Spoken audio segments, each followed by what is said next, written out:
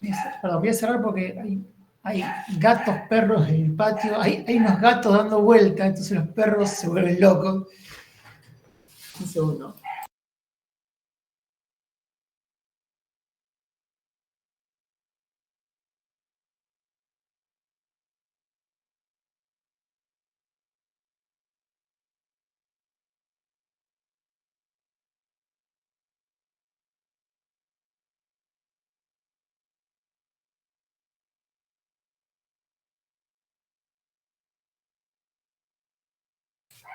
Bueno, ahí estamos. Lo que vamos a ver hoy es la segunda parte de la unidad 11 referida a deuda pública.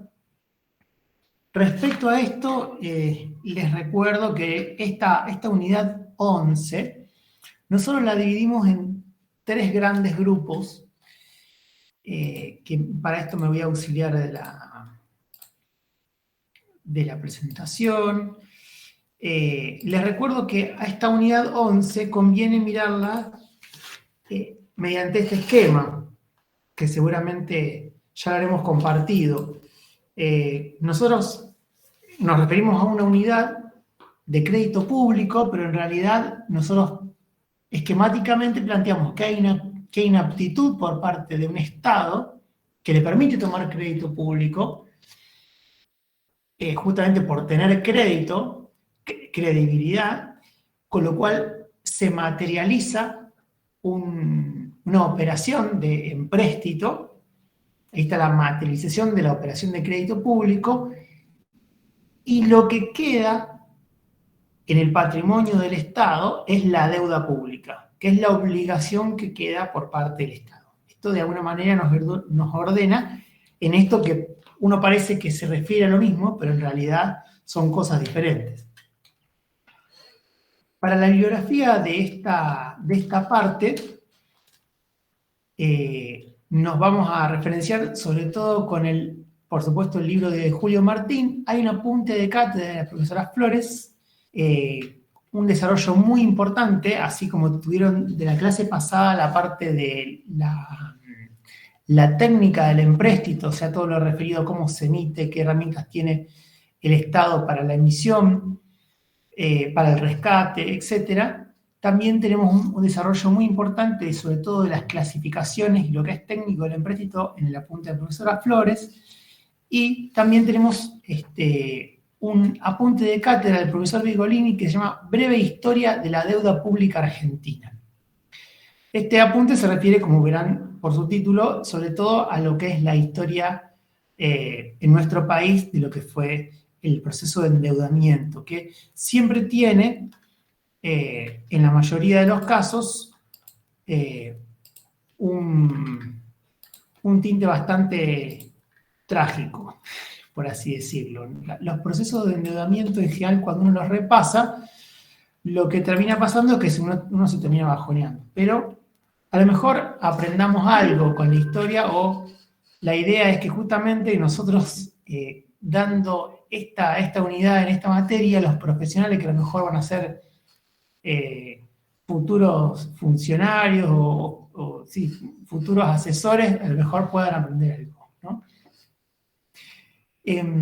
Les decía que lo que nosotros conocemos como deuda pública es justamente este acervo de deuda que va quedando en el patrimonio del Estado una vez que se hizo una operación de crédito público. Entonces, cuando tenemos que definir la deuda pública, nos referimos como la deuda del Estado o de los entes públicos descentralizados o territoriales.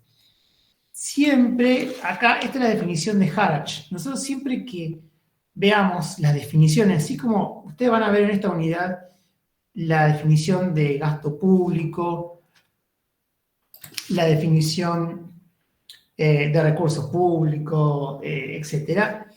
Gran parte de la definición, lo que nosotros tenemos de esto como una ayuda de memoria para ustedes, lo que tratamos es de ser lo más abarcativo posible, ¿no? De justamente contemplar todo lo que tenga que ver con el Estado, porque el Estado siempre nosotros tratamos de que les quede la idea de que no es solamente la administración central, o sea, el gobierno del Poder Ejecutivo, Legislativo, Judicial, sino también están todos los entes descentralizados Así como también los niveles subnacionales. Todo eso del gran sector público argentino y todo lo que nos respiramos como deuda pública o gasto público siempre abarca ese gran paraguas.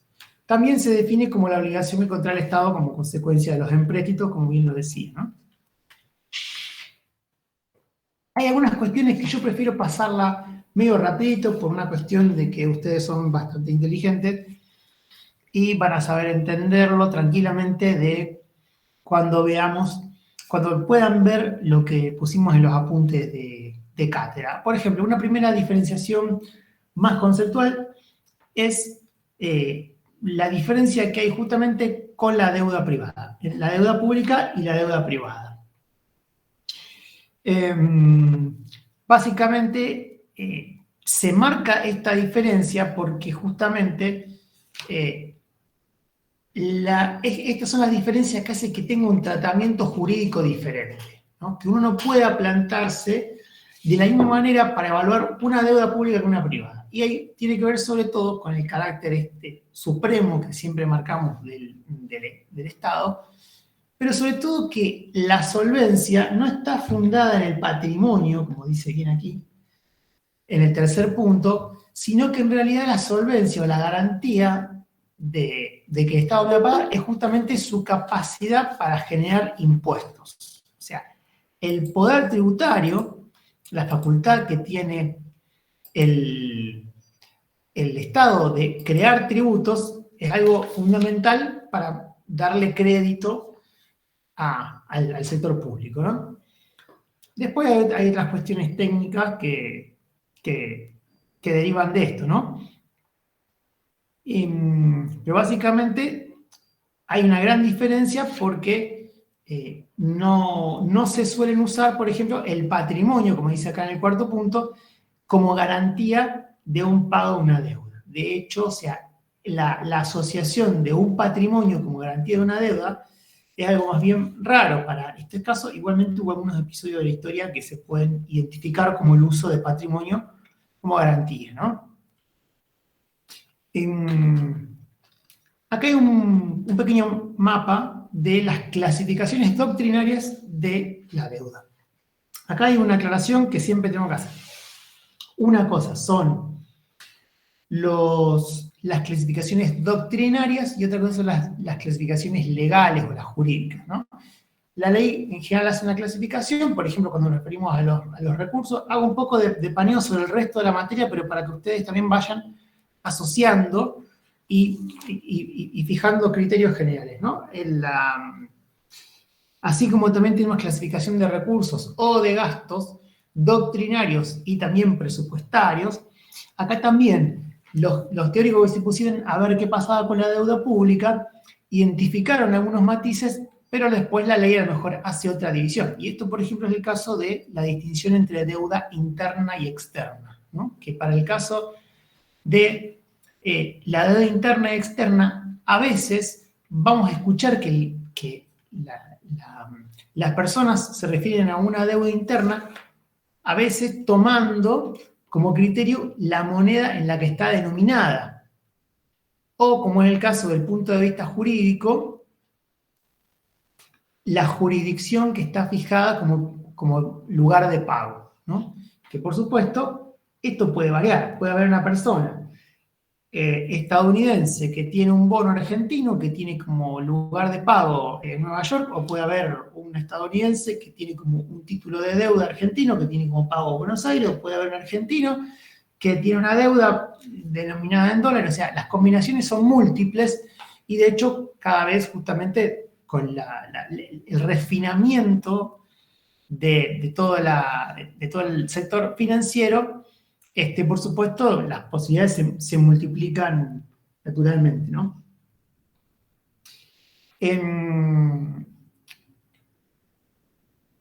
Hay otra diferenciación que van a encontrar muy bien explicada en el apunte, que entre perpetua y redimible, pero me quiero focalizar sobre todo en las últimas dos clasificaciones que tienen que ver con la instrumentación y el reflejo presupuestario. O sea, hay cierta similitud entre las dos clasificaciones, pero conviene hacer una diferenciación. Cuando nos referimos a cómo clasificamos la deuda según la instrumentación que tiene, clasificamos entre administrativa y financiera, básicamente justamente para diferenciar qué instrumento tiene el Estado como comprobante de esa deuda. En el caso de la administrativa tiene que ver justamente, es producto de su actividad administrativa, es producto de su actividad habitual. Entonces, la típica deuda administrativa es una factura impaga de un proveedor. Dentro de su actividad operativa, el Estado a veces incurre en incumplimiento o diferimiento en el pago. En ese caso se puede dar de una deuda administrativa. Distinto es cuando tiene una deuda financiera que está instrumentada, está denominada y tiene una materialización en un instrumento financiero, como es un bono o una letra. Por supuesto que tienen la instrumentación financiera, tiene un tratamiento totalmente diferente, porque incluso tienen mercados secundarios los títulos financieros de deuda de los estados. O sea, esta persona que dice un bono, el Estado argentino me tiene que pagar tanto dinero a tal fecha, la puedo vender en un mercado secundario y dársela a otro. La administrativa no tiene esa característica. Y distinta es la discriminación entre el reflejo presupuestario que tiene, que es aquella deuda flotante, es la de corto plazo, y la consolidada es la de mediano plazo y largo plazo. Básicamente nos referimos a una deuda de corto plazo cuando no tiene un vencimiento, o cuyo vencimiento opera más allá de los 12 meses desde su planteo, ¿no? O sea, cuando tiene un plazo mayor al año, estaríamos hablando de una deuda de mediano o largo plazo. Lo cual impacta directamente sobre el reflejo presupuestario. Por eso acá decimos reflejo presupuestario, porque la deuda consolidada, por tener un plazo mayor al año, tiene que estar reflejada en la ley de presupuesto público anual.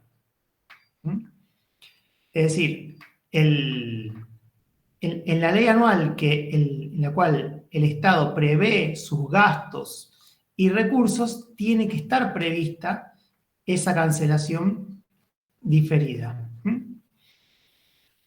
Entonces, puede llegar a haber alguna confusión entre la administrativa, porque la administrativa suele ser de corto plazo, y la financiera puede ser de corto plazo o mediano plazo. Esto es más que nada para que no se hagan lío entre estas dos clasificaciones.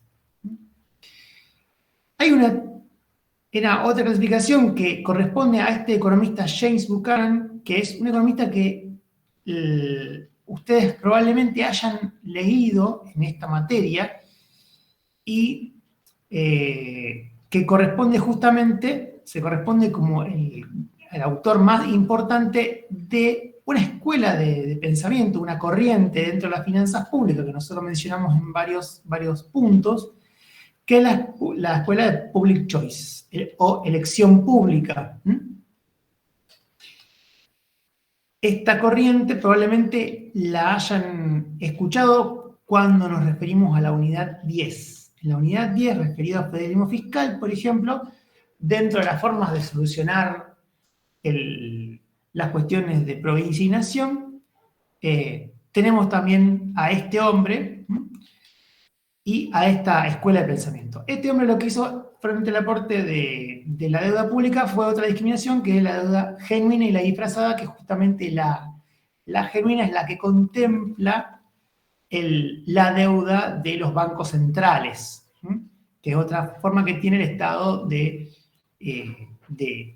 financiarse a través de un organismo que justamente no es público y tiene que ver con el funcionamiento del Estado, pero no es justamente el encargado de la venta fiscal, sino es un organismo de regulación monetaria, que es el Banco Central, ¿no? Este hombre, como verán, vivió muchos años y murió hace bastante poco, y fue un gran aporte el que hizo en esta escuela de pensamiento, ¿no? Como les decía, también hay clasificaciones que son propias de la ley 24.156, que es la ley de administración financiera, que hace estas diferenciaciones de residencia al acreedor y la directa e indirecta. Esto los dejo para que lo vean ustedes. Es muy sencilla esta clasificación, ¿no? Otra cuestión que también está muy bien desarrollada en el apunte de la profesora Flores son las formas de extinción de deuda pública. Esto básicamente son las formas en que un Estado puede deshacerse de la carga de una deuda. Naturalmente, la primera que surge es la amortización o pago, ¿no? En el apunte van a ver que tenemos una diferenciación técnica en cómo se puede hacer esa amortización, que les planteo brevemente como puede ser, obligatoria o facultativa, repentinamente o paulatinamente. Esto tiene que ver con la técnica, lo paso medio por arriba porque lo van a poder ver en el apunte. La conversión es otra forma que podemos encontrar de extinción de la deuda. O sea, la amortización, básicamente, toda vez en que el Estado pague por las obligaciones que tiene. Ese pago, como bien dice acá, puede ser repentinamente, en cuotas, puede ser mediante sorteos, anualidades terminales, es decir, en determinadas cuotas. Ahora, la conversión no está cancelando mediante el pago, sino que está convirtiendo una deuda en otra, ¿no?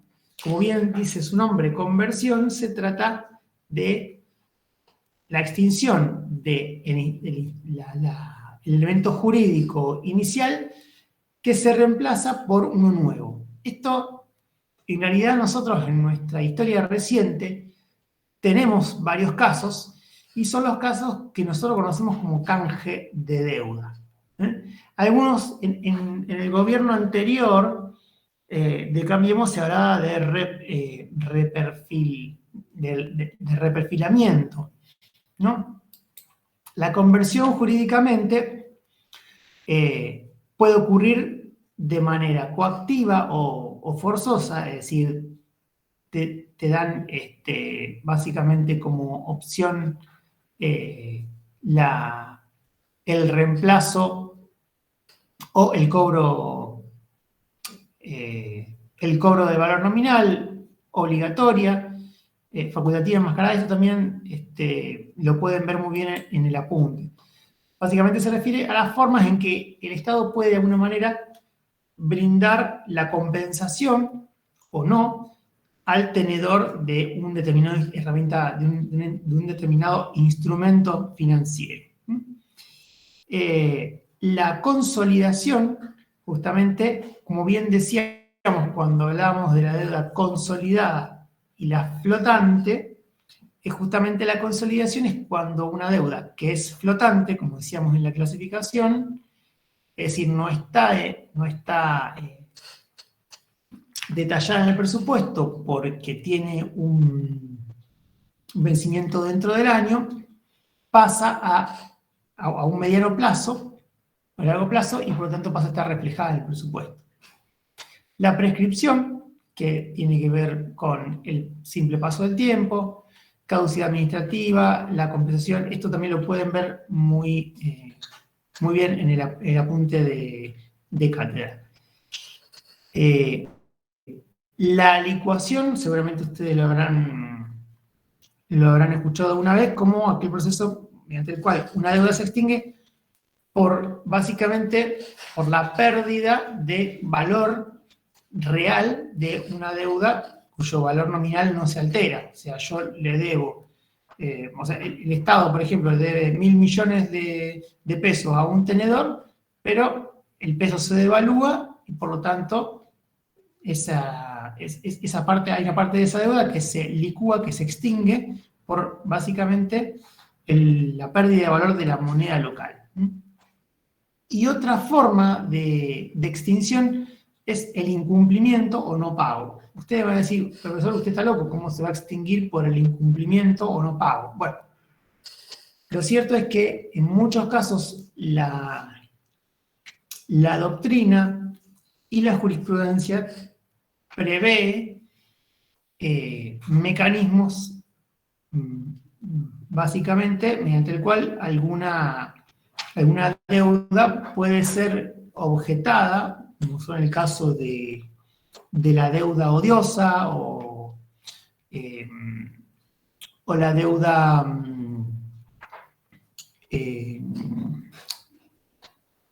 bueno, no me sale ahora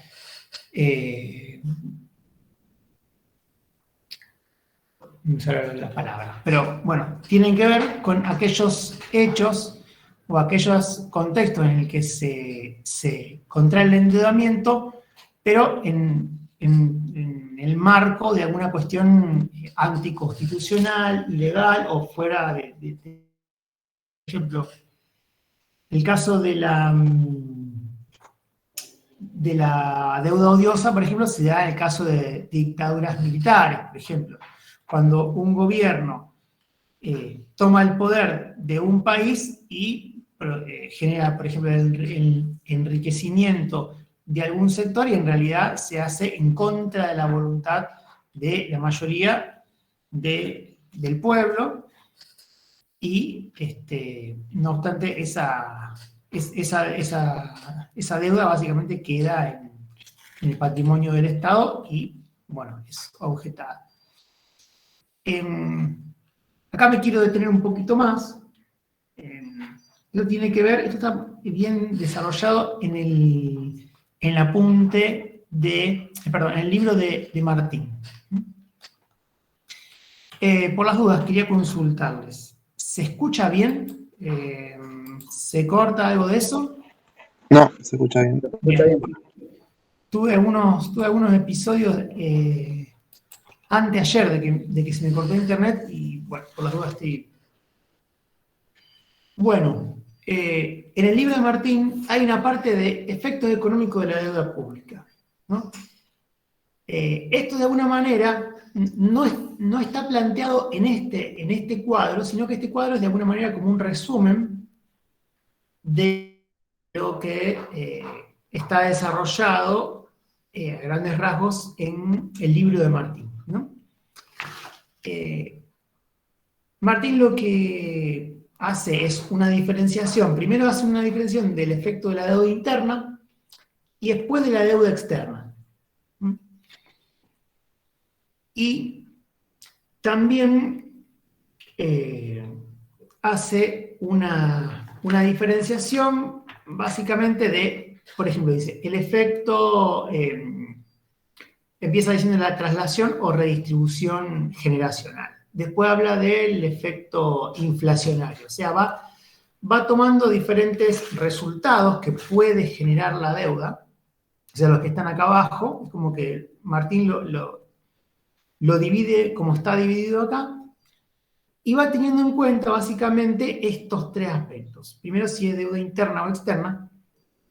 Después, el contexto, si es un contexto de auge o de depresión. O sea, justamente lo que dice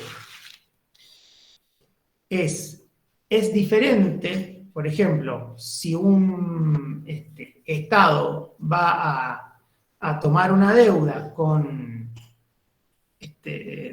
pidiendo prestado dinero, cuando hay un contexto de auge, por ejemplo, cuando ese dinero hubiera estado disponible para otro tipo de inversiones, a cuando hay un contexto de depresión, cuando esos fondos, de otra manera, hubieran estado ociosos, ¿no? Esto algo nos hace acordar un poquito a la unidad 2, ¿no? Cuando hablamos de la forma de financiamiento de los impuestos. Después, como anotación al margen, pueden anotarse justamente que esto dialoga un poco con esa unidad 2 respecto a la forma de financiamiento del gasto público, ¿no? Pero vamos ahora a este tema.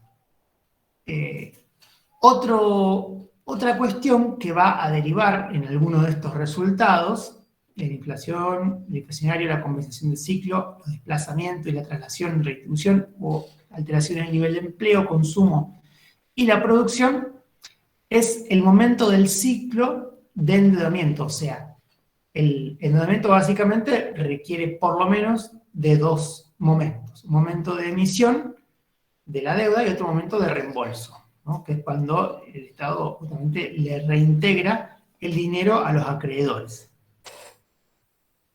Entonces, para la emisión, lo que se debe tener en cuenta es cuando el Estado está emitiendo un bono y pide prestado dinero, lo que impacta en los resultados es quién es el acreedor.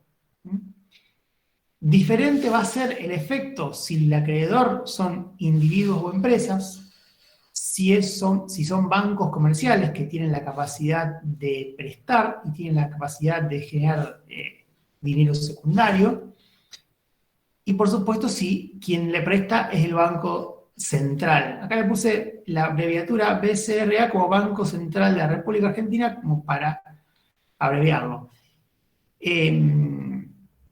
Esto, justamente, la emisión de una deuda cuyo acreedor es el Banco Central, podríamos caratularlo como los típicos casos de emisión monetaria, ¿no? La emisión acá está llamada emisión de la deuda, pero en realidad lo que está pasando es que el Banco Central está emitiendo dinero y ese dinero lo usa para comprarle el bono al Estado, con lo cual lo que se hizo del Estado es dinero nuevo recién impreso, ¿no? Otra cuestión que va justamente a impactar sobre el resultado es a qué tipo de gasto se orienta, ¿no? Es diferente si el Estado, con eso que toma prestado, va a ser un gasto de inversión, va a ser un gasto en bienes de capital real, que puede ser nueva o reposición, o sea, puede generar un capital nuevo o puede reponer algo que está, que tuvo un desgaste. Puede ser que financie déficit corriente. Y a su vez también hay un resultado diferente si el gasto que está financiando, podríamos decir que es un gasto productivo o también si es un gasto rentable, ¿no? Si es un gasto que va a generar producción a futuro y si también es un gasto que va a generar un rédito incluso en términos de una tarifa o algo que cobre a futuro el Estado, ¿no? Pensemos en algo muy sencillo que puede ser la construcción de una autopista, con lo cual el Estado va a poder percibir un peaje. En ese caso va a tener un resultado diferente porque al momento de un momento futuro va a tener un rédito y no va a ser un gasto solamente para financiar un gasto corriente, ¿no? Después, al momento del reembolso, es decir, cuando el Estado tenga que devolverle a los acreedores lo que los acreedores le prestaron, ahí juega sobre todo el destino del ahorro de los acreedores. Es decir, si los acreedores van a destinarlo a bienes de consumo, bienes de inversión, a un atesoramiento, es decir, lo van a guardar con fines más que nada de precaución, van a colocar nuevos empréstitos, es decir, se va a renovar esa deuda, o van a devolvérselo al Banco Central, así como se lo prestó al Banco Central, se lo devuelve al Banco Central, o también puede ser que el Banco Central absorba oferta monetaria mediante algunas maniobras también de operaciones en el mercado abierto. O sea, el Banco Central puede comprarle esos bonos en el mercado abierto a un tenedor privado y después pedir al Estado que le devuelva, en cuyo caso estaría absorbiendo circulante. No sé si se entendió esto. O sea, supongamos que la emisión, Cuando se hace a individuos de empresas, ¿no? Se le venden el bono y los bonos lo tienen personas físicas, por ejemplo, por decir un ejemplo. Lo tienen personas físicas. Ahora, en un momento, acá en el tiempo, en el medio, entre la emisión y el reembolso, el Banco Central lo que hace es comprarle esos bonos a esos individuos. Entonces ahora es el Banco Central el que tiene el bono y cuando el Estado decida reembolsar, le va a pagar al Banco Central. Entonces, en ese caso, el Banco Central lo que hace con el circulante, moneda nacional, lo guarda y es como si estuviera pasando una aspiradora, se dice absorción, justamente, absorción monetaria. Los pesos se los guarda de vuelta. De esa manera hay como se dice contracción monetaria justamente, y es una estrategia usada mayormente como teóricamente una medida antiinflacionaria, ¿no? También otra cuestión que impacta en el reembolso son los tributos que cobra el Estado para lograr el reembolso. O sea, supongamos el Estado, por ejemplo, tiene un vencimiento como puede haber pasado este año o va a pasar el año que viene, tiene un reembolso de dinero que tiene que hacer los acreedores. Ahora, para hacerse de ese dinero, tiene que cobrar impuestos a alguien, ¿no? Depende, por ejemplo, si esos impuestos pueden ser contractivos o, pueden ser impuestos más progresivos, pueden generar un efecto diferente en la economía, ¿no? Entonces, ¿cómo juegan estos factores justamente en estos resultados? Es lo que básicamente intenta Martín desarrollar, ¿no? Pensemos en que un caso posible, por ejemplo, es un caso, por ejemplo, de efecto inflacionario se podría lograr en aquel caso en que haya una emisión monetaria, por ejemplo, emisión de deuda y haya una emisión justamente por parte del Banco Central y haya, por lo tanto, una presión inflacionaria justamente por el aumento de la oferta monetaria.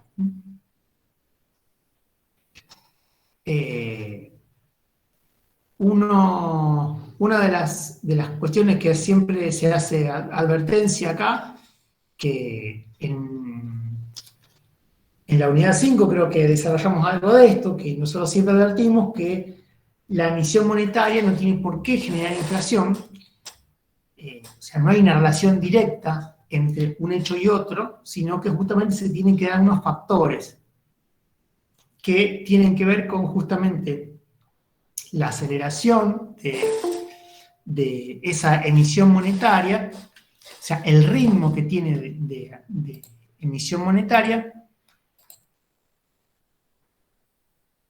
y la respuesta básicamente de la producción, ¿no? Porque lo que suele pasar es que las presiones inflacionarias se dan cuando al aumento de la demanda no le corresponde un aumento de la oferta.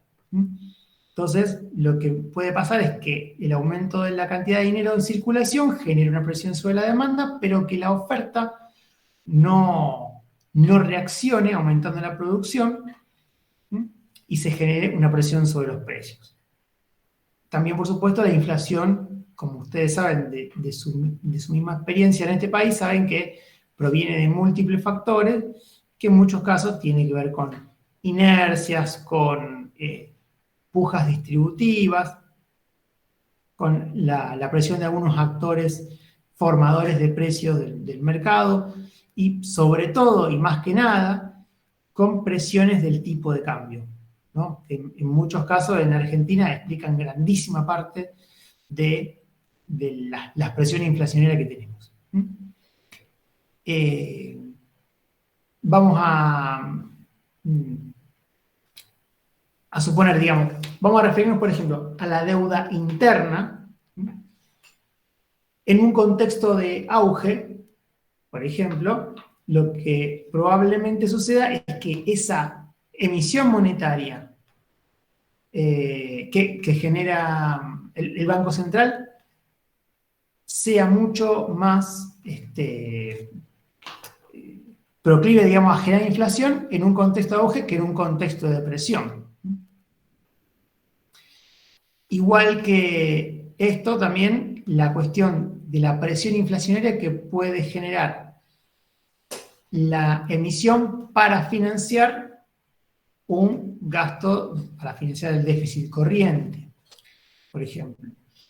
También lo que empiezan a pesar en este caso es la cuestión de lo que Martín llama cuellos de botella, ¿no? En la producción. Muchas veces algunos bienes de inversión, por ejemplo, tienen una oferta escasa y el hecho de que el Estado empiece a demandarlos puede generar algunas presiones inflacionarias.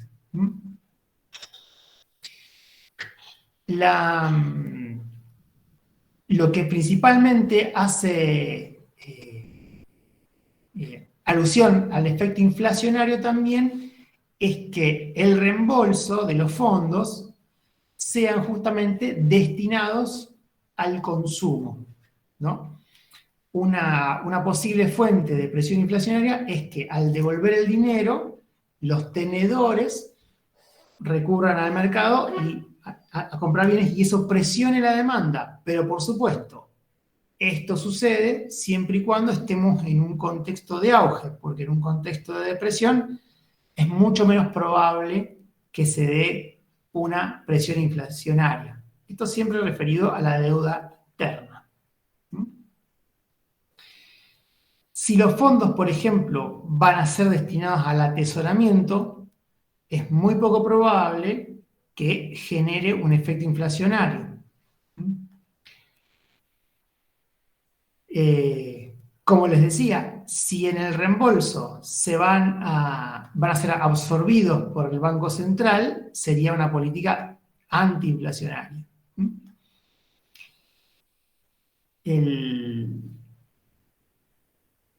Otra cuestión que también detalla Martín, que le dedica bastante, es el cuarto punto que está mencionado acá, que es la traslación y redistribución de la renta que generan estas operaciones. Es decir, lo que advierte Martín también es que en cada una de estas operaciones también hay transferencias de fondos y de riqueza que se pueden llegar a dar entre agentes económicos, ¿no? Y acá también hay una diferenciación entre la redistribución intergeneracional y la intrageneracional, ¿no? La distribución intergeneracional sería justamente cuando la carga, por ejemplo, se traslada a las generaciones futuras, ¿no?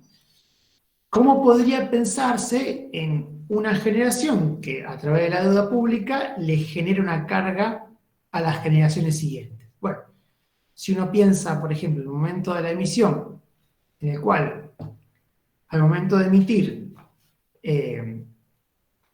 quienes financian esto son bancos comerciales o individuos y empresas, que en realidad en un contexto de auge, que hubieran destinado esos fondos prestables a financiar alguna inversión, por ejemplo, o a financiar algún consumo, el Estado se la queda y en realidad destinara el gasto a algo no muy productivo y no muy rentable, por ejemplo, en ese caso el Estado actuaría como dejando una deuda para las generaciones futuras, porque le está dejando la carga de los intereses. Y por supuesto, si al momento del reembolso los contribuyentes tienen que pagar un tributo, por ejemplo, y el destino, por ejemplo, se destina a un atesoramiento de cierto sector, este sería un panorama que sería tenía un efecto bastante contractivo en el sistema económico. Es decir, acá lo que estaría el Estado al momento de la emisión monetaria es absorbiendo fondos que luego al momento del reembolso no se aplicarían al consumo o inversión de bienes y servicios, tampoco generaría algo rentable, ¿no? Hay toda una serie de matices justamente que puede tomar según todas estas variables, ¿no? Cuando Martín se refiere al efecto compensatorio del ciclo económico, justamente, como hemos mencionado también en otros casos en esta materia, se refiere a los casos en que la emisión y el reembolso están compensando los momentos de auge o depresión. Entonces, por ejemplo, al momento de emisión, justamente, si los individuos o empresas están en un momento de depresión y no están invirtiendo fondos, si el Estado se hace de esos fondos de individuos o empresas y los destina a un tipo de gasto, sea para un déficit corriente, una inversión del tipo que sea, está contribuyendo a compensar el ciclo económico. ¿Por qué? Porque los fondos que estaban ociosos de estos individuos o bancos, ahora los destinan a algo que estos de otra manera no lo hubieran destinado, porque están en un momento de depresión en que nadie invierte, nadie gasta, ¿no?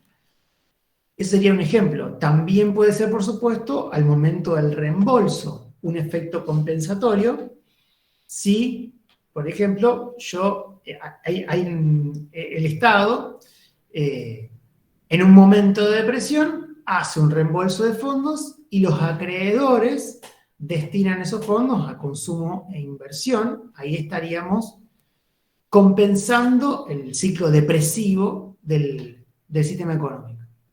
Ahora, también podría pasar que el reembolso sucediera en casos de auge, en el cual la economía está pujante y hay una presión incluso inflacionaria. Ahora, el reembolso lo genera para atesoramiento. En ese caso, esta gente estaría absorbiendo fondos, por lo tanto, estaría quitando poder adquisitivo de la comunidad, por lo tanto, estaría contrayendo la demanda. Al igual que si el reembolso se lo da al Banco Central, entonces está absorbiendo dinero. Esto podría ser un efecto también compensatorio del ciclo económico, pero compensando un momento de auge. Y otra cuestión bastante relacionada con lo anterior que menciona también Martín es el efecto desplazamiento, o en inglés llamado crowding out. Esta palabrita también, como les digo, lo vieron en la unidad 2, para que lo identifiquen. Cuando Martín habla de desplazamiento y se conoce habitualmente, nosotros a veces la palabra crowding out a veces se refiere para denominar otras cosas, pero acá nos referimos sobre todo cuando el Estado, como les decía anteriormente, a veces compite con el sector privado por el financiamiento. Puede pasar que, sobre todo en momentos de auge económico,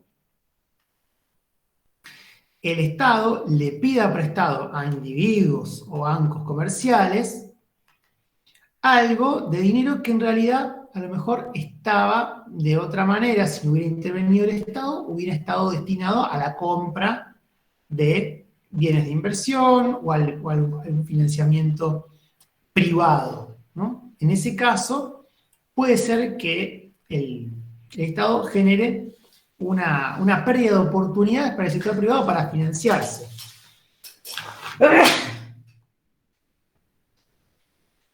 Eso también se llama desplazamiento o crowding out. Nosotros también lo vimos en la unidad 2, justamente como forma de financiamiento del gasto público. Y también estuvimos mencionando sobre el nivel de empleo, el consumo y la producción, ¿no? También puede estar asociado al ciclo compensatorio del ciclo, al efecto compensatorio del ciclo económico. El nivel de empleo, el consumo y la producción son variables típicamente que tienen reflejo en el ciclo económico. O sea, son formas de mencionarlo, pero impactan sobre las mismas variables, ¿no? Y justamente acá lo que menciona principalmente Martín es que el mayor impacto positivo sobre el nivel de empleo va a suceder justamente cuando, por ejemplo, el reembolso lo reciban acreedores que no lo hubieran destinado a atesoramiento, sino a consumo e inversión. O cuando, por ejemplo, la emisión fuera a financiar un gasto productivo, una inversión que tiene mayor efecto multiplicador, como veíamos en la unidad 2, el efecto multiplicador del gasto público, esto que decíamos que el Estado compre bienes y servicios y que genere nuevas ondas de multiplicación de ese poder adquisitivo. También recordemos que la forma más expansiva que tiene el Estado de financiarse es justamente a través del Banco Central, ¿no? El Banco Central, decíamos, es la forma menos contractiva, que es lo mismo que decir que es la forma más expansiva que tiene el Estado de financiarse. Esto es más o menos para que tengan un mapa de cómo juegan estas variables. Bueno,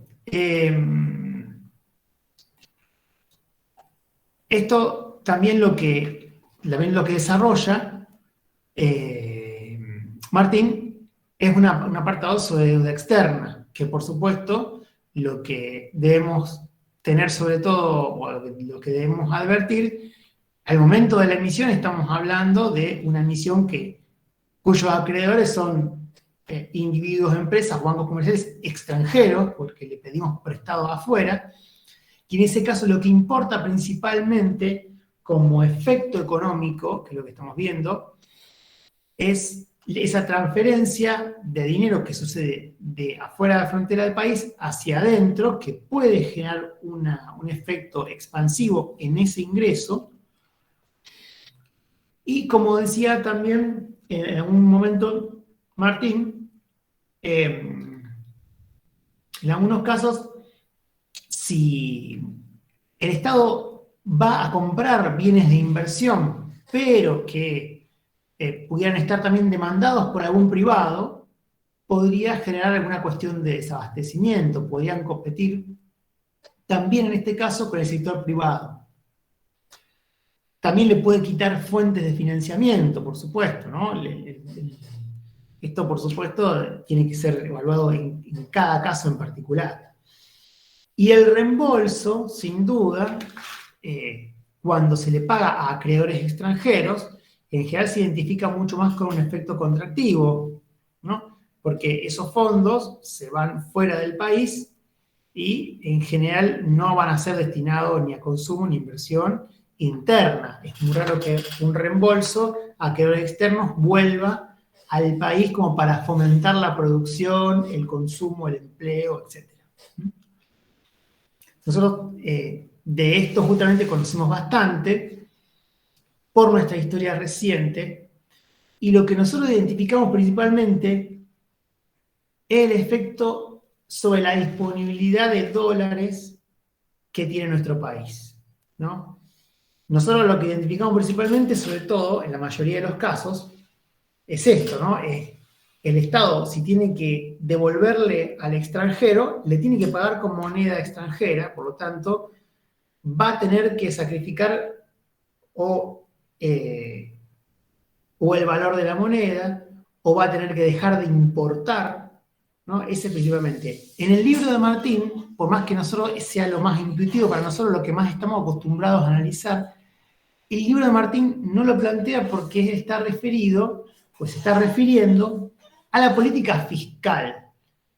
Y esto que les mencionaba, de la disponibilidad de dólares, es una cuestión de política cambiaria. Recordemos que una cosa es la política fiscal, que tiene que ver con el proceso de ingreso-gasto del Estado, y otra cosa tiene que ver con la política cambiaria, que es cuánto vale la moneda internacional, cuánto vale la moneda extranjera, cuántas reservas tiene el Banco Central, que eso es otro tipo de política y no está alcanzado dentro de lo que nosotros llamamos política fiscal o lo que estudia las finanzas públicas. Lo cierto es que en muchos casos hay muchos puntos en los que se tocan, ¿no? Naturalmente nosotros cuando hagamos un análisis de la realidad económica argentina, siempre vamos a tener que tener en cuenta el tema cambiario como una variable determinante fundamental de cualquier proceso de endeudamiento externo, por supuesto, ¿no? Si uno mira la historia argentina, sobre todo la reciente, por lo menos desde el año 76 en adelante, la cuestión del endeudamiento externo fue fundamental y fue determinante al momento de hacer cualquier tipo de políticas justamente a través de este mecanismo. La cuestión de el Estado necesita, mejor dicho, la economía necesita disponibilidad de dólares y la forma sencilla, fácil que encuentra el Estado es pedir el Estado prestado a, por ejemplo, la banca extranjera o un organismo internacional, destinarla al pago de ciertos servicios o vender los dólares, pero lo cual implica después un reembolso que tiene que ser en moneda extranjera, ¿no? Si uno mira la historia argentina, en realidad comienza de manera muy elocuente, por así decirlo, porque justamente la historia de la deuda argentina comienza en 1824 con un crédito de la Baring Brothers, un banco de la banca inglesa, Baring Brothers, que lo toma el presidente Bernardino Rivadavia, que originalmente se iba a destinar a la obra pública, pero finalmente se destina a la guerra con Brasil, y del 1.000.000 de libras que se ha pedido, solamente llegaron al país 600.000 libras. Solo el 60%, y ese crédito no se canceló, sino recién, fíjense, a principios del siglo XX, que se devuelven 8 veces esa cifra. 8 millones de libras se terminan devolviendo. Luego, en el medio de la presidencia de Nicolás Avellaneda, anunció el recorte de sueldos públicos y despidió personal para el pago de esa deuda. Y, no obstante, la deuda externa, si bien tuvo ese episodio, fue algo bastante manejable durante el siglo XX. Si uno hace un paralelo, por lo menos hasta la década del 70, de lo ocurrido con la deuda interna y la deuda externa, lo que ve es que ya a fines de los 40 de gobierno peronista se cancela la deuda externa y comienza a un nivel manejable a mediados de 1950. En 1956 comienza las primeras intervenciones con 2 organismos que luego fueron actores, y lo siguen siendo actores fundamentales de la deuda externa argentina, que son el Club de París, un consorcio de acreedores, y el Fondo Monetario Internacional, que dio un primer crédito en 1956 con la Revolución Libertadora, llamada, que es la que derroca a Perón en el 55. A mediados del 70, lo que sucede es que hay una coyuntura favorable para el endeudamiento externo por la crisis del petróleo y una gran liquidez internacional derivada. O sea, lo que hizo justamente el nuevo crecimiento, lo que generó de nuevo el crecimiento de la deuda externa, luego de alguna manera un impas o una calma, fue justamente la disponibilidad de mucho dinero a raíz del aumento de los precios del petróleo, que generó que una serie de países exportadores del petróleo tienen una gran rentabilidad que tuvieron, o sea, quisieran colocarla en algunos mercados financieros y se lo prestaron justamente a muchos países emergentes, a países de la periferia del mundo capitalista de esa época. El capitalista digo porque antes, en esa época, el mundo estaba dividido en dos, en la Unión Soviética, que era el modelo socialista, y el mundo capitalista de Occidente, dentro del cual nosotros, Latinoamérica, era la periferia, ¿no? Pero lo que durante esos años de calma, de alguna manera de deuda externa, lo que sí fue creciendo fue la deuda interna. Y tiene como gran actor de ese crecimiento de la deuda externa el financiamiento con el sistema previsional argentino. Probablemente cuando vieron el sistema previsional, la historia del sistema previsional, vieron el tema de las cajas de previsión social, que de alguna manera financiaron el déficit, de alguna manera compulsiva, porque el gobierno hizo de alguna manera uso de esos fondos. El primero que hizo este uso de fondos fue el gobierno de Perón. Después, por supuesto, fue una costumbre bastante usada en muchos gobiernos subsiguientes. Lo que también se utilizó fue el financiamiento a través del Banco Central, y no obstante, los episodios de mayor inflación que se dieron desde mediados de la década del 50 y hacia el año 60, por supuesto estamos hablando de episodios de inflación que no llegaban a los 2 dígitos, ¿no? Pero, no obstante, ese nivel de endeudamiento interno se fue licuando como consecuencia de la inflación. Tal es así que luego de estos episodios de licuación de deuda, el Estado decide indexar la deuda interna. A ver.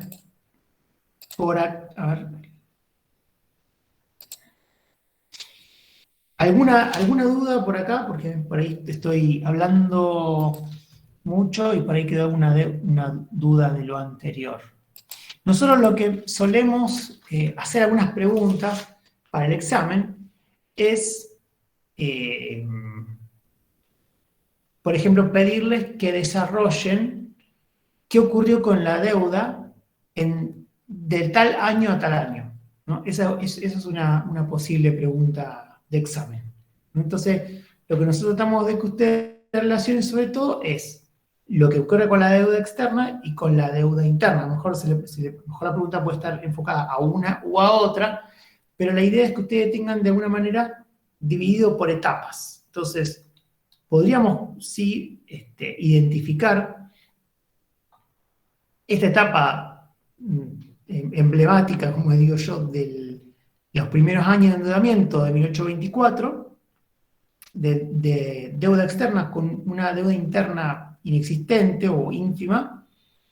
Los episodios de endeudamiento interno sí comienzan con las cajas de previsión social y sobre todo a partir de la década del 40.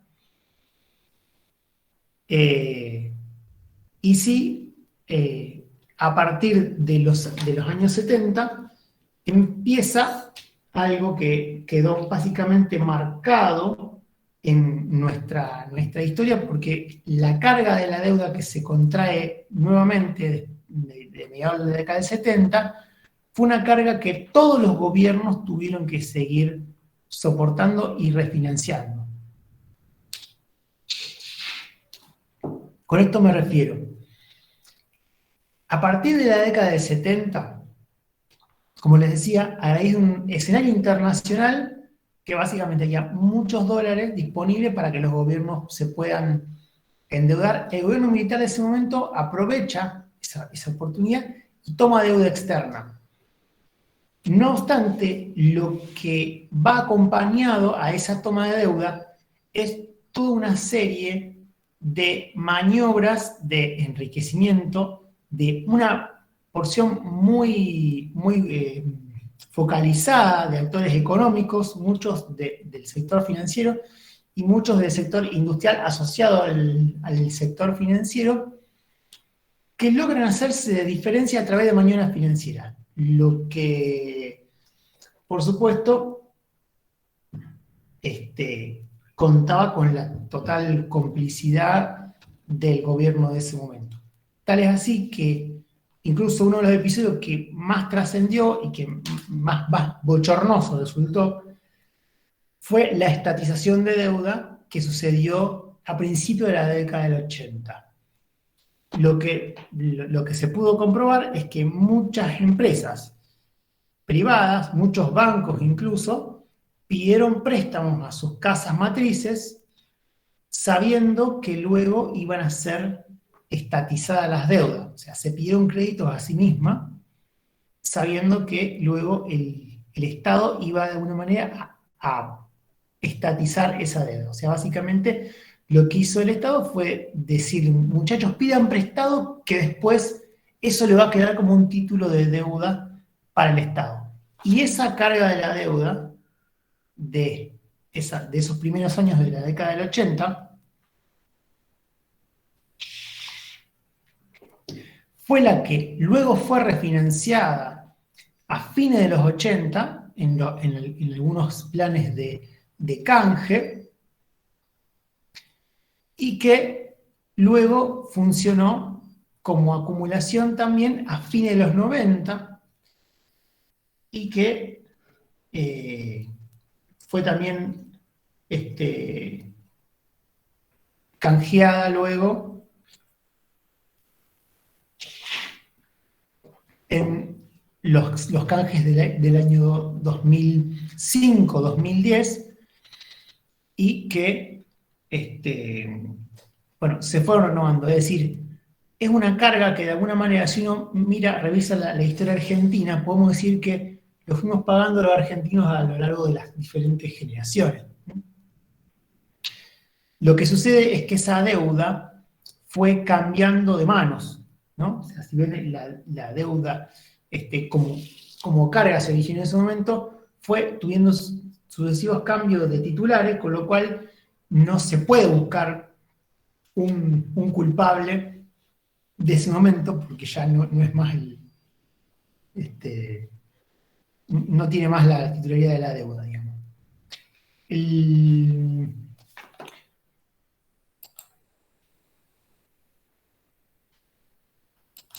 Hay una serie de sucesos que también contribuyeron al crecimiento de la deuda, tanto en la década del 70 como en el de los 90, pero la década del 70 tiene un componente también bueno, redes de corrupción estatal privada, también mega obras de infraestructura con asociación a empresas privadas que tenían una asociación con funcionarios privados que le permitieron enriquecerse. Y también sumado a la simple especulación financiera que aumentaba la deuda privada a sabiendas de que luego iba a ser estatizada. En la década del 80 se da una serie de sucesos de lo que se llama cesación de pago. Cuando nosotros identificábamos ¿se acuerdan que decíamos una de las formas de extinción de la deuda es el no pago, ¿no? O la cesación de pagos, ¿no? En muchos casos a lo largo de la historia argentina hubo episodios en que el Estado básicamente anunció que no podía pagar sus deudas, ¿no? Esto pasó en otros países de Latinoamérica, caso de Brasil, caso de México, Ecuador, por supuesto, luego fueron retomados. Luego de los episodios de cesación de pago del 80, bueno, se toma de alguna manera una dimensión muy importante y un impacto global, por así decirlo. Era tal el endeudamiento que tenían los países latinoamericanos y la periferia, que los mismos bancos estadounidenses, los mismos bancos de los países centrales, temían por su supervivencia, temían por la estabilidad del sistema financiero internacional, porque había una posibilidad de cesación de pago muy importante de parte de muchos países que habían tomado muchísima deuda. Entonces, lo que se implementó en ese momento fue dos planes, uno que no, el plan Baker, que no se implementó del todo, no llegó a implementarse del todo, y el plan Brady, que sucede sí en el año 89, mediante el cual los países adhieren a un canje. A un canje, pero que consistía sobre todo a un cambio de instrumentación de la deuda. Es decir, una deuda externa, que antes estaba denominada o estaba instrumentada a través de contratos, es decir, un documento que estaba firmado con un organismo internacional o con un banco que decía que se le debe tanto a este actor. En ese momento, con el plan Brady, lo que se hace es un cambio de instrumentación. ¿Qué se hace? Se cambia por instrumentos financieros, por bonos. Lo cual, para los países centrales, significó una oportunidad muy importante, y lo que podríamos decir es que el problema de la deuda externa de los países latinoamericanos pasó de ser un problema y pasó a ser un negocio. Justamente ¿por qué? Porque se genera justamente un mercado secundario de esos bonos.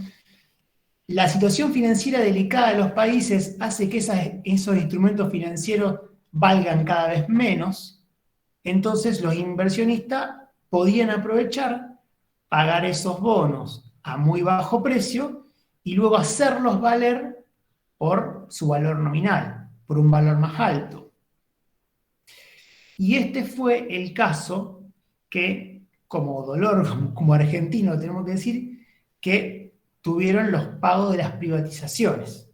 En muchos casos, las privatizaciones que se sucedieron en los primeros años de la década del 90 se hicieron canjeadas por bonos. O sea, se podía comprar empresas públicas con bonos de resultado de esta operación, o luego de haberse titularizado la deuda. ¿Y qué sucede? El Estado argentino tomaba esos bonos no por el valor de mercado paupérrimo que habían pagado esta gente, sino por el valor nominal que tenían. O sea, algo que un inversionista extranjero había pagado por ejemplo, por decir un ejemplo cualquiera, $10, pero cuyo valor nominal al momento de emitirse fue $100, el Estado le decía: tu bono que vos pagaste por $10, vos me podés comprar bienes del Estado Nacional por $100. Eso significó, por supuesto, para el Estado Nacional un perjuicio muy importante, porque lo que entró básicamente como dinero fue muy poco para el altísimo patrimonio que estaba en juego cuando se privatizaban las empresas. Pensemos que las empresas privatizadas que tuvieron en ese momento, fueron objeto de transacción, eran, por ejemplo, la petrolera YPF, que tenía refinerías, tenía camiones, tenía equipamiento en yacimientos, tenía, yo le mencioné, destilerías, ferrocarriles,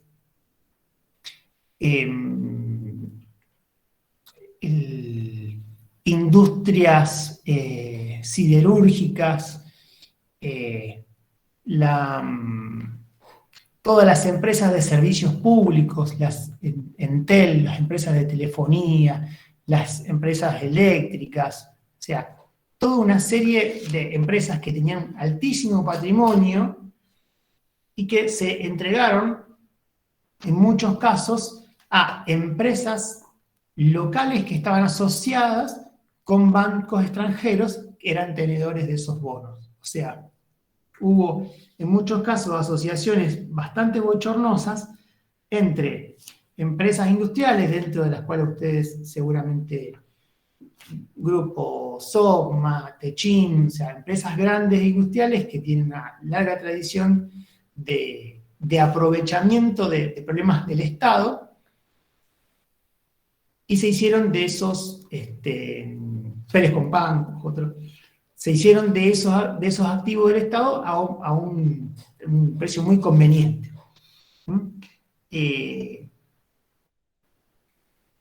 Eso hizo, de alguna manera, bajar ligeramente la carga de la deuda a principios de los 90, luego de esas privatizaciones, pero no muchos años después comenzó a subir fuertemente la deuda interna y la deuda externa. La deuda externa ahora tenía otro protagonista importante, que era el modelo de convertibilidad. Como ustedes saben, el modelo de convertibilidad era un modelo que fue muy conocido porque generó una estabilidad cambiaria muy importante en Argentina, pero requería de una disponibilidad de reservas de dólares en el Banco Central a rajatabla, ¿no? Requería que el Banco Central tuviera un respaldo de todo el circulante de dinero que haya en la economía. Esta regla debía ser mantenida, y el esquema de convertibilidad, como estaba implementado, esto me estoy explicando una cuestión cambiaria, ¿no? No es totalmente fiscal, pero tiene impacto.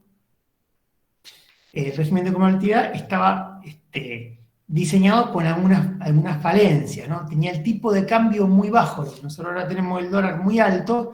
En ese momento pasaba al revés. El dólar era muy bajo, con lo cual era muy atractivo importar y muy poco atractivo exportar. Entonces, no ingresaban dólares por exportación y se iban muchos dólares por importación. A su vez, la economía interna no tenía muchos motores, justamente porque el ingreso de bienes importados desalentó la producción nacional de muchas industrias, se dio una gran desindustrialización. Esto, por supuesto, sumado a la falta de herramientas por parte del Estado, de la desregulación que generó en la economía. O sea, el Estado se desentendió de gran parte de los sectores estratégicos que mantenía y de la regulación de muchos otros, con lo cual enseguida vinieron crisis financieras internacionales que hicieron patear el tablero económico de ese momento. O sea, la crisis del tequila del 95, la crisis de Brasil del 98, del sudeste asiático. O sea, cualquier crisis financiera internacional hizo bajar fuertemente el desempleo, tal vez así que las tasas de desempleo se fueron por las nubes. Ya desde el 98 en adelante comenzó una caída muy fuerte del Producto Bruto, lo cual hizo bajar muchísimo la recaudación. A su vez, el Estado también había renunciado al cobro de derecho de importación-exportación, por lo tanto tampoco podía percibir muchos ingresos de eso.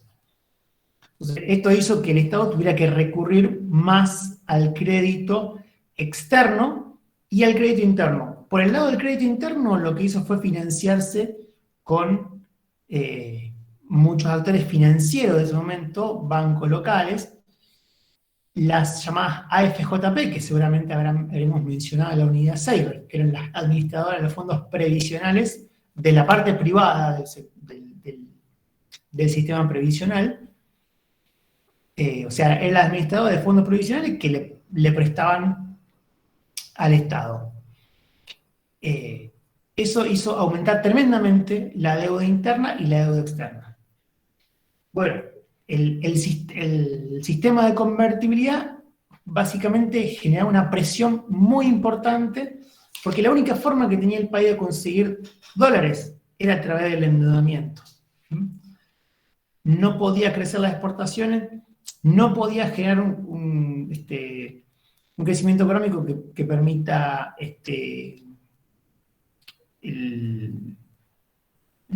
la competitividad de ningún sector. Y la única forma de de ingreso de dólares era pedirle prestado básicamente a organismos internacionales.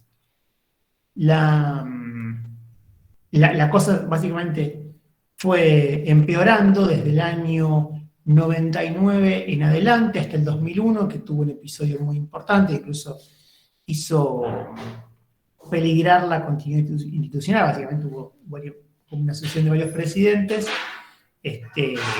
hubo 5 presidentes en una semana, en el año 2005, justamente porque era tan complicado mantener el Estado social, bueno, muy pocos se animaban a agarrar la sartén. Y bueno, tal es así que en el año 2001 se declara el default, o sea, esa forma de extinción que decíamos de cesión de pagos se declara incluso en el Congreso Nacional. Entonces, se declara a los acreedores que no se va a pagar a los acreedores externos esa deuda externa.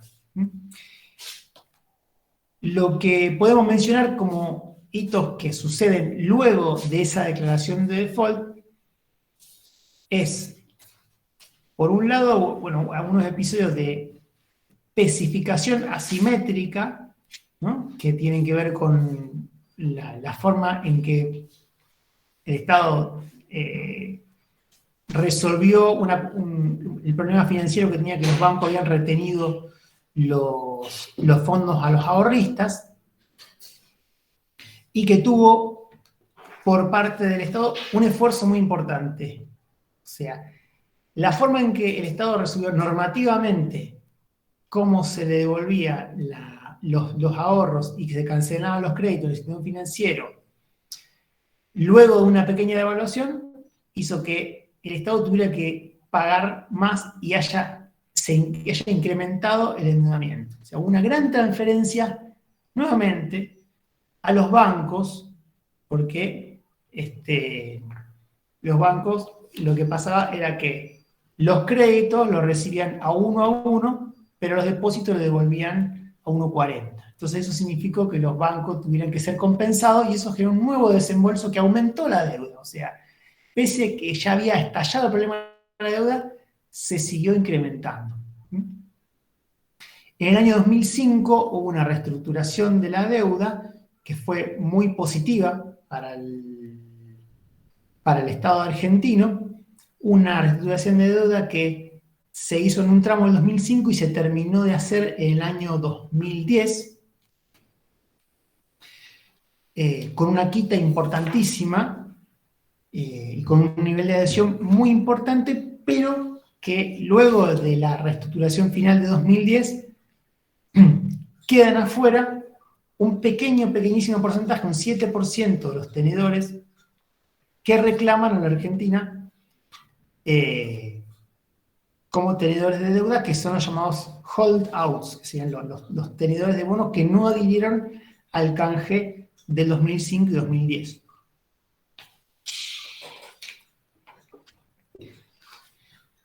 En el medio del año 2006, el Estado Nacional le hace un pago muy importante de 10.000 millones de dólares aproximadamente al Fondo Monetario Internacional. O sea, fue un evento bastante importante de cancelación, de desembolso, de reembolso básicamente, amortización de deuda, como decíamos antes, a un organismo internacional que era el Fondo Monetario Internacional.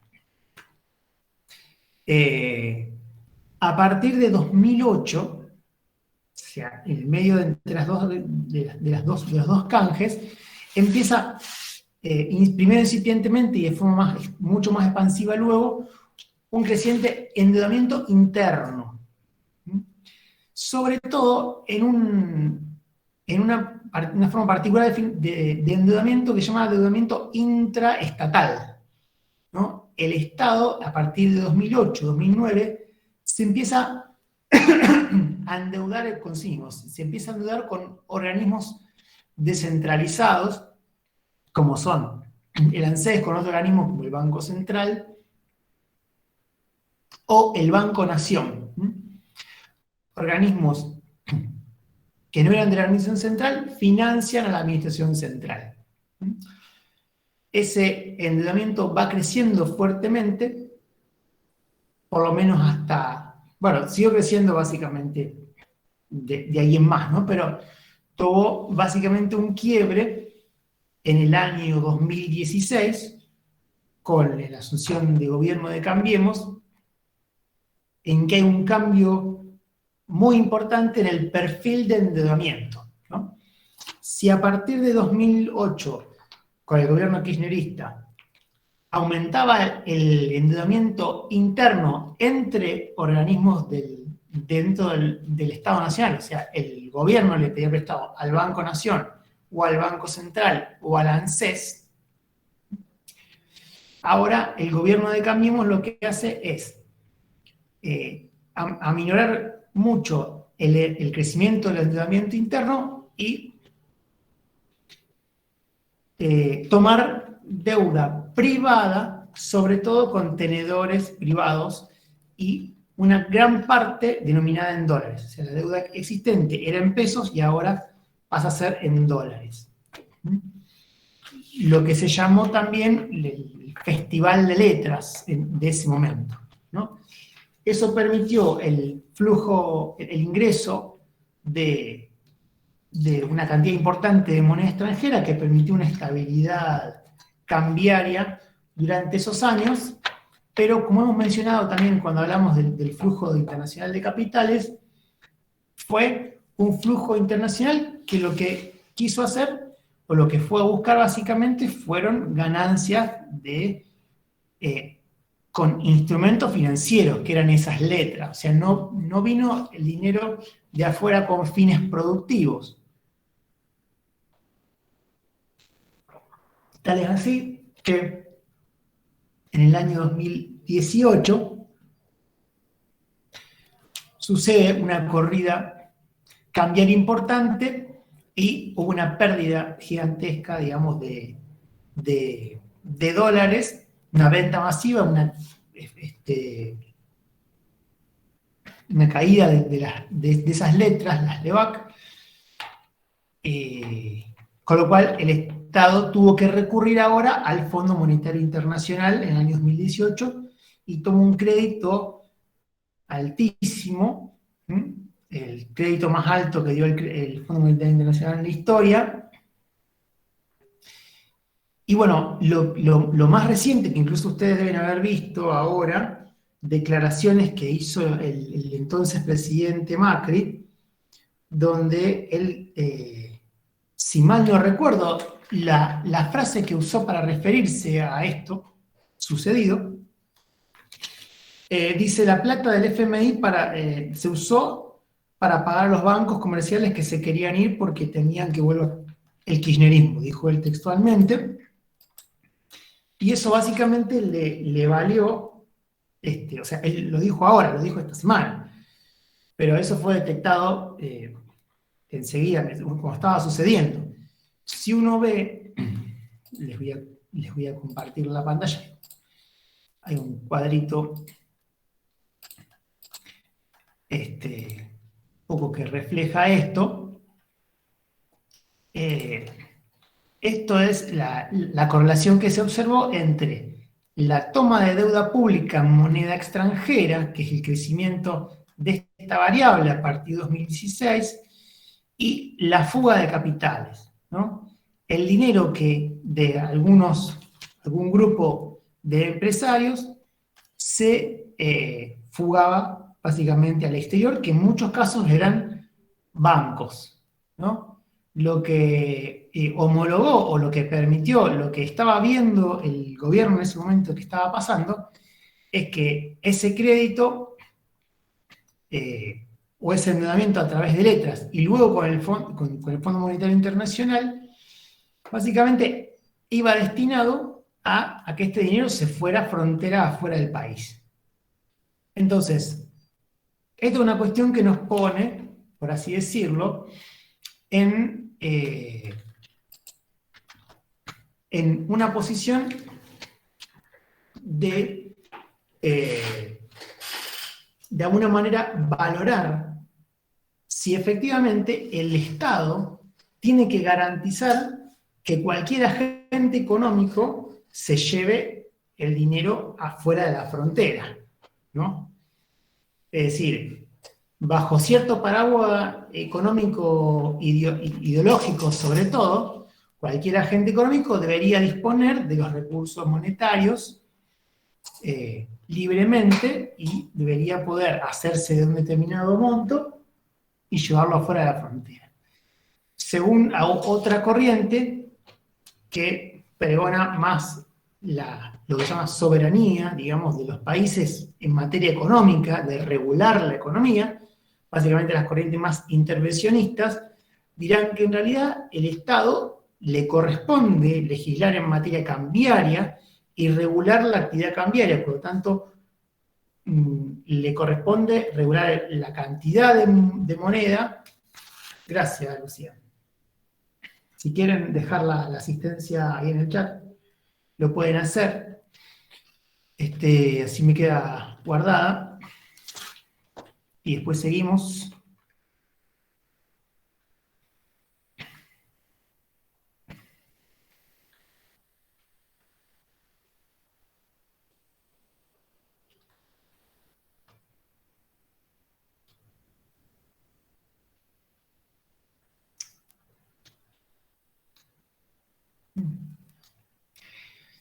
Les decía, básicamente, ese nuevo endeudamiento externo que tuvo lugar, podemos decir que fue para financiar, según un parámetro económico, fue para financiar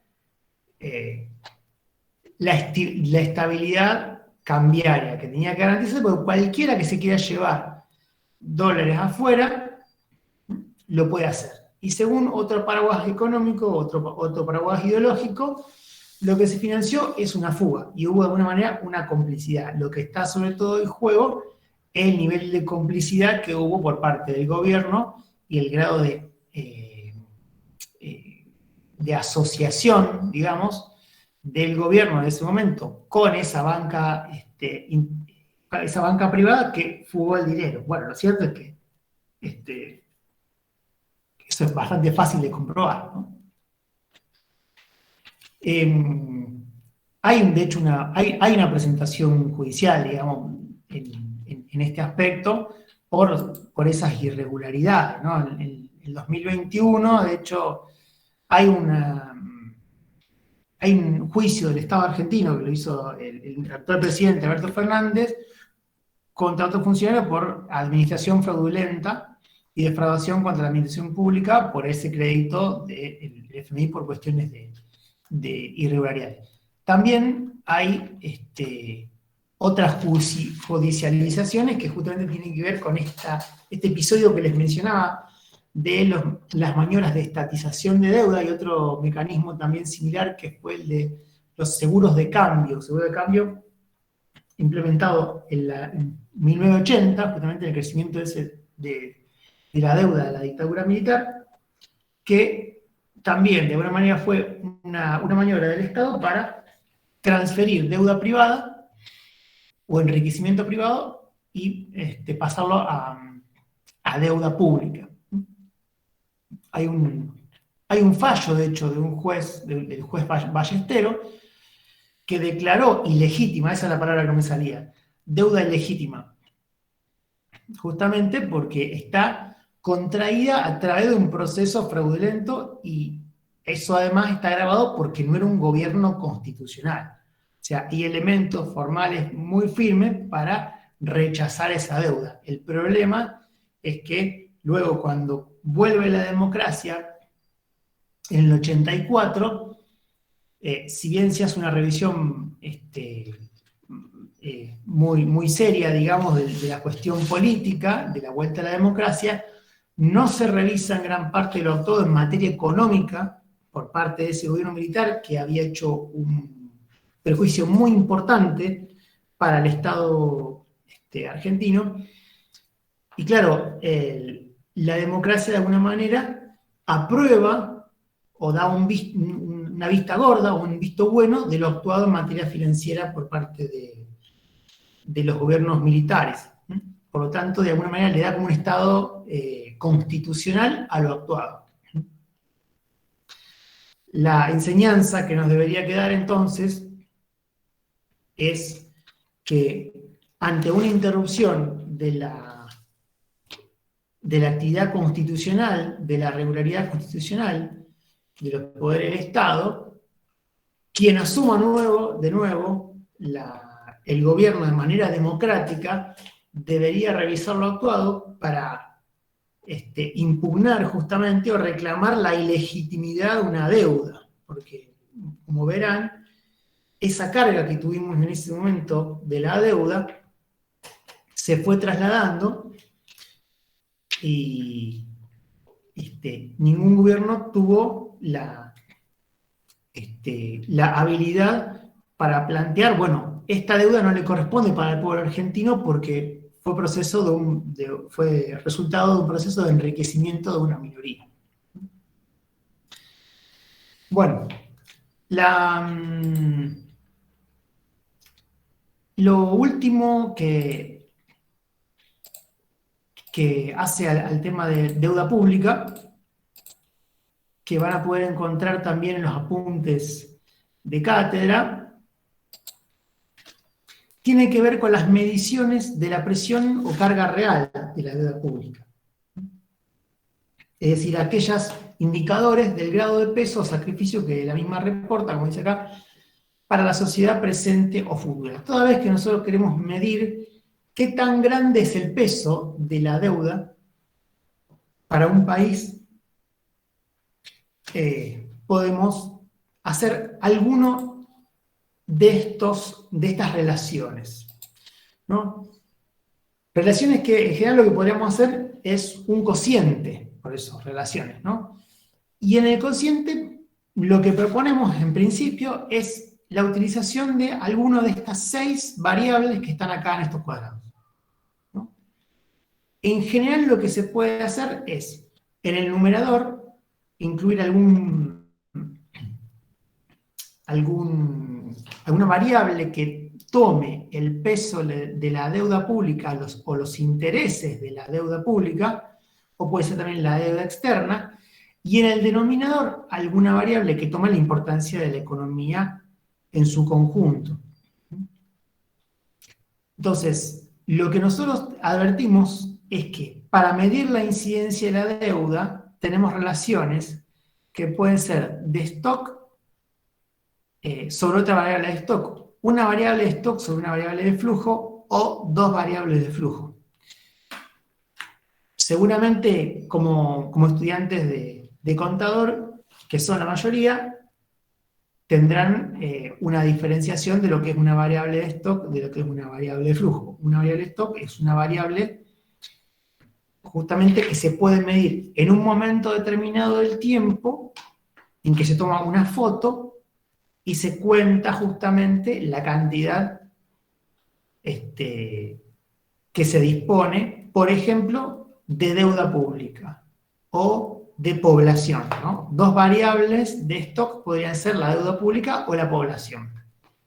Distintos son las variables de flujo que lo que nos dan cuenta es de justamente el movimiento a lo largo de un periodo de tiempo, que en general se mide a lo largo de un año, que dentro de esta categoría entran el PBI, que es el valor de los bienes y servicios que se fueron sucesivamente transando en la economía, bienes y servicios finales, las exportaciones o los servicios de la deuda. Los servicios de la deuda serían los intereses de la deuda. Los intereses de la deuda justamente es el flujo que se estuvo pagando por la existencia de la deuda mes a mes para un determinado país. Entonces, una posible cociente que midiera 2 relaciones de stock con stock podría ser, por ejemplo, la deuda pública sobre la población.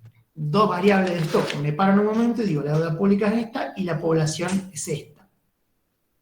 Esto me daría, por ejemplo, el cociente de deuda pública por habitante.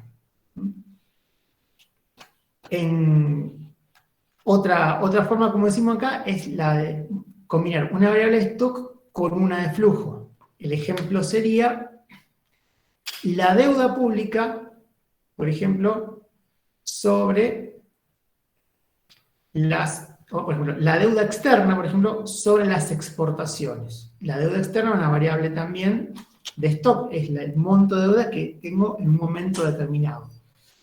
Sobre las exportaciones me daría, pensemos que las exportaciones son las que me generan las divisas para poder pagar la deuda externa, es decir, que un cociente de la deuda externa sobre las exportaciones me daría como resultado la cantidad de años que tengo que exportar para poder pagar la deuda externa. O otra posibilidad sería la deuda pública sobre el PBI. O sea, cuántos años tengo que producir bienes y servicios para poder pagar la deuda pública. Y variables de flujo podrían ser, por ejemplo, el servicio de la deuda sobre las exportaciones o los servicios de deuda pública sobre el PBI. ¿No? Siempre hablamos en el numerador de una variable que dé cuenta del tamaño de la deuda o del tamaño de los servicios de la deuda y el denominador variables que tengan que ver con de dónde se extraen los recursos para poder hacer frente a esa carga de la deuda. En el apunte de cátedra en el apunte de práctica, hay dos ejercicios muy sencillos,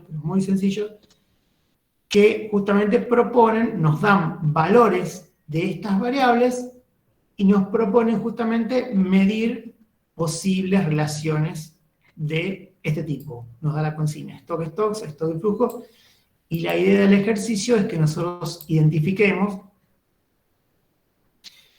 cuáles son de stock, cuáles son de flujo, y hagamos esas relaciones y podamos interpretarlas. Como les decía, deuda por habitante, si hago deuda pública sobre población, cuántos años de exportaciones para pagar los servicios de deuda externa, cuántos años de producción de bienes, servicios finales para poder pagar la deuda pública, etc. Bien. No los quiero cansar más. Si tienen alguna duda, por supuesto, acá estoy. Tengo algunas diapositivas más respecto a la deuda, como algunos indicadores. A quien, por supuesto, le interese, se lo puedo pasar, pero no quiero abusar de vuestra concentración de lo que quede de ella. Les reitero, por si por ahí no les quedó claro, lo que nosotros podemos llegar a consultar o podemos llegar a preguntar de pregunta de examen es que desarrollen algún periodo de la historia en cuanto a la deuda, ¿no?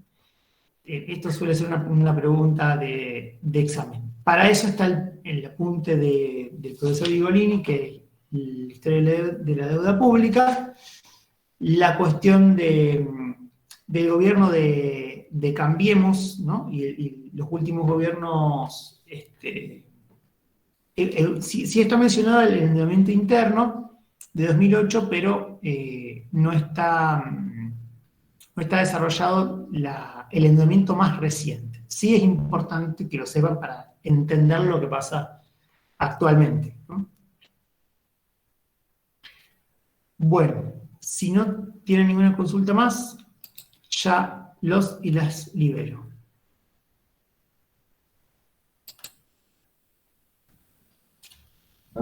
Gracias.